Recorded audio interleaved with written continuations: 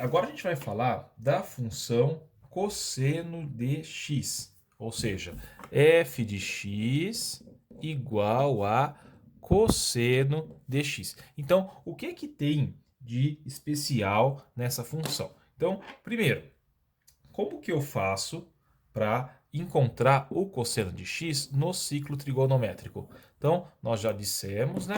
O ciclo trigonométrico está aqui, centrado na origem do plano cartesiano. Então, o centro dele é o 0, 0. Já dissemos também que o eixo dos cossenos, ele coincide aqui com o eixo x.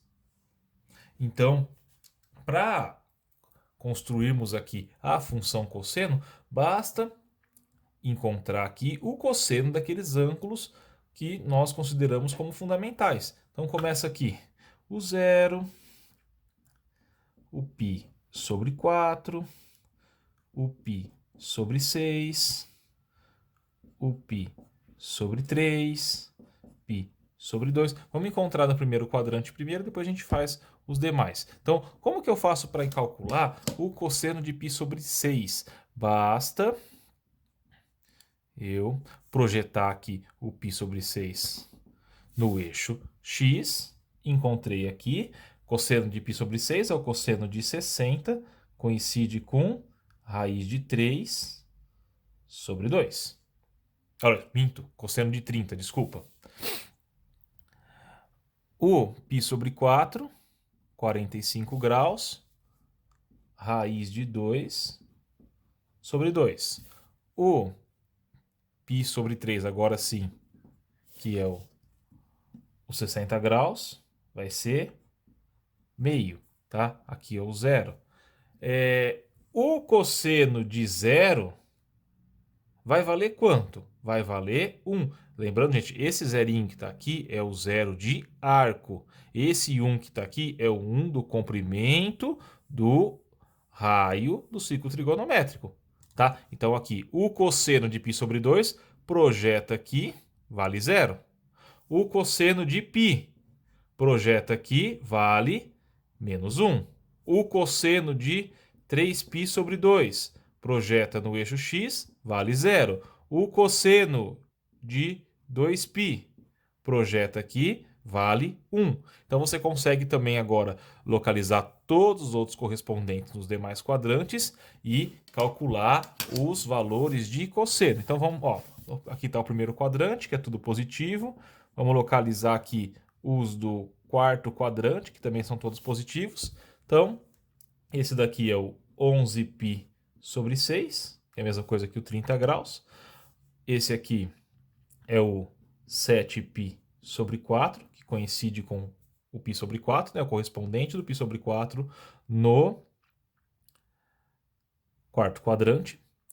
E esse daqui é o 5π sobre 3. Tá? Então, cosseno de 5π sobre 3, meio. Cosseno de 7π sobre 4, raiz de 2 sobre 2. Cosseno de 11π sobre 6, raiz de 3 sobre 2.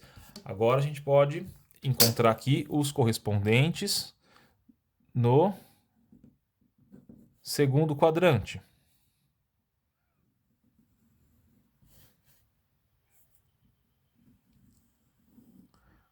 Tá? Qual que é o correspondente do π sobre 3 no segundo quadrante? 2π sobre 3. Correspondente do π sobre 4 no segundo quadrante?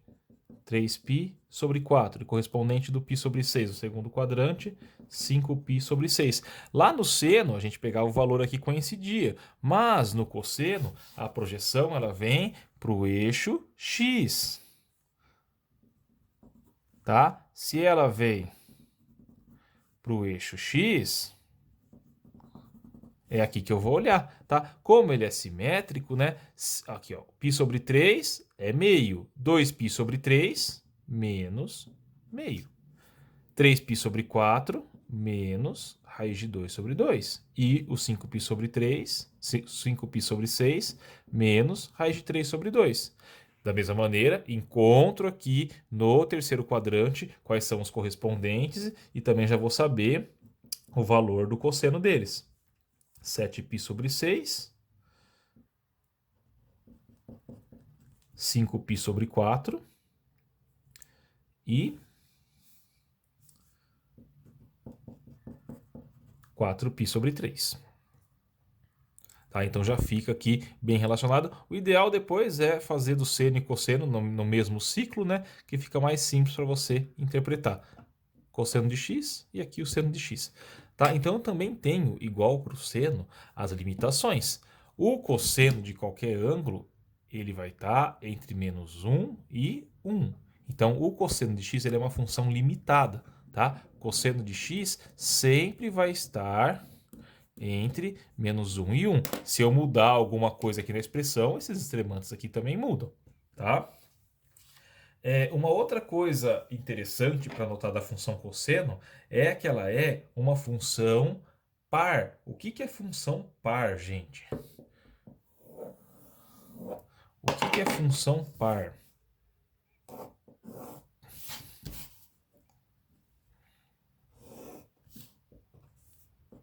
Tá? Pega um arco aqui qualquer, x. Quanto vale cosseno de x? Projetou aqui. Tá? Isso daqui é o cosseno de x. Pega um arco agora menos x. O que é menos x? É voltar o x aqui no arco de baixo. Percebe que o cosseno de menos x também coincide? Tá? Então, uma função ela é chamada de função par quando aconteceu o seguinte. Para qualquer x, f de x é igual a f de menos x. E isso acontece com o cosseno. Tá? A função cosseno ela é uma função par. Agora vamos fazer, igual nós fizemos ali para a função seno, a construção do gráfico. Tá? Como que eu faço para construir o gráfico da função cosseno de x? Então, pessoal, vamos ver mais ou menos como que fica o gráfico da função cosseno de x. Eu já deixei pronto aqui o esqueminha com o plano cartesiano. Tá? Então aqui o eixo y, o eixo x. Tá? O x, o y vai de -1 até 1, que é o valor mínimo e o valor máximo do cosseno. Vou deixar marcado aqui então os pontos meio, aqui raiz de 2 sobre 2 e aqui raiz de 3 sobre 2. A mesma coisa para o lado, para a parte negativa, né? Menos meio, aqui menos raiz de 2 sobre 2 e o outro menos raiz de 3 sobre 2. E vamos localizar aqui os cossenos para ver mais ou menos como que fica essa curva. Tá? Então, o primeiro cosseno que a gente calcula, cosseno de π sobre 6, cosseno de 30 graus, que é raiz de 3 sobre 2. Depois, cosseno de π sobre 4, 45 graus, raiz de 2 sobre 2. Cosseno de π sobre 3, meio. Cosseno de π sobre 2, 0. Depois, quais são os correspondentes aqui no segundo quadrante? Então, eu vou ter aqui o 3π sobre 4, o 2π sobre 3 e o 5π sobre 6. De novo, então, calcula. Quanto que é o cosseno de 2π sobre 3? Menos meio. Cosseno de 3π sobre 4, menos raiz de 3 sobre 2. Cosseno de 5π sobre 6, menos raiz de 3 sobre 2. Cosseno de π, menos 1. Ó, percebe que está seguindo aqui, esse pontilhadinho é a curva do gráfico cosseno de x. Tá? Vamos localizar aqui agora os correspondentes no terceiro quadrante. Então, aqui o do meio é o 5π sobre 4. Aqui, 7π sobre 6.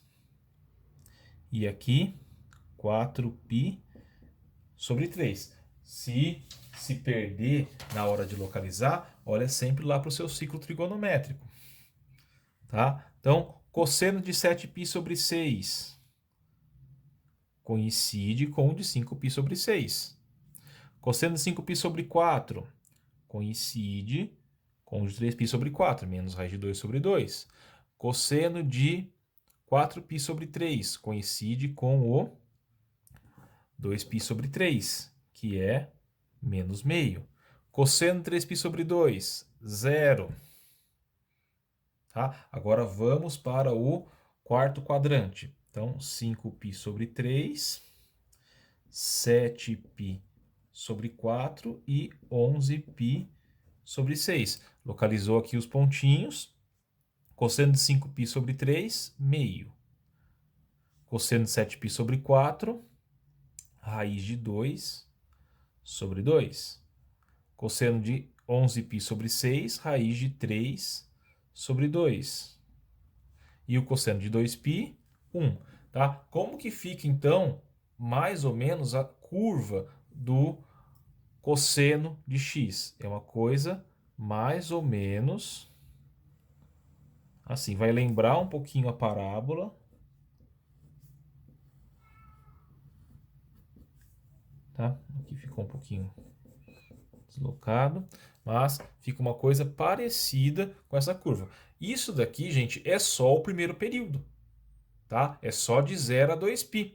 Como que fica o cosseno de x se fosse em R? É só pegar esse pedaço aqui e colar aqui do lado, e vai colando e vai colando. Então, assim, se eu quisesse continuar o gráfico, ele vai continuar fazendo uma curva parecida com essa e vai seguindo, dependendo do domínio da função. Tá? Então, os gráficos das trigonométricas têm que ser feitos ali com muito cuidado, com o passo a passo, mas ele respeita essa coisa da periodicidade. Tá? Então, quando você lembrar da parte sobre períodos e tudo mais, vai ficar bem mais simples para lidar com a parte de gráfico, tá? Não tem muito exercício para a gente ficar traçando o gráfico, até porque no ambiente virtual de aprendizagem a gente não tem muito essa funcionalidade, né? Mas a gente tem a análise de gráfico, e saber analisar o gráfico é a parte interessante, é a parte importante, tá? Então, quando eu tiver uma função f de x igual a mais b vezes cosseno de cx mais d, pensem no que vai acontecer. Eu já fiz um videozinho explicando sobre o que acontece com a função seno e esses parâmetros. Será que a função cosseno vai ser muito diferente do que foi para a função seno? Tá? Deem uma olhadinha, então, na página 64. Ele explica um pouquinho desse tipo de função aqui. Tá? E na página 66 tem também um exemplo que lida com esse tipo de função, que é a parte importante mais importante, né, de função trigonométrica. Então, nós temos aqui, já vimos função seno, função cosseno, só falta agora ver a parte de função tangente.